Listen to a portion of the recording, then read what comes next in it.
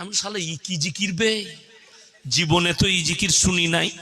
আমি জিজ্ঞেস করছিলাম, আমার মাদ্রাসায় একজন আছেন খুব মানে আমাদের উস্তাদের মতো, তো তিনি জিকির ফিকির করেন রাতের বেলায়। কখনো কখনো যখন আমি ঢুকি তখন দেখি যে রাত্রে উঠে উনি জিকির করছেন মসজিদে। সুবহানাল্লাহ সুবহানাল্লাহ সুবহানাল্লাহ সুবহানাল্লাহ, আলহামদুলিল্লাহ, লা ইলাহা ইল্লাল্লাহ, লা ইলাহা ইল্লাল্লাহ। কিন্তু এইটা তো কোনোদিন শুনে। আজব জিকির। ফেরেশতাগুলো আর বাংলাদেশে থাকবে না, সব পালিয়ে যাবে। বুঝতে পারেননি? যত রকমের কোয়ালিটি দরকার পৃথিবীর সব কোয়ালিটি বাংলাদেশে পাবেন। আমাকে অনেকজন ইনভাইট করছে, বাংলাদেশে আসুন। আজকেই একজন আমি দেখাচ্ছিলাম আমার বাবুদিকে,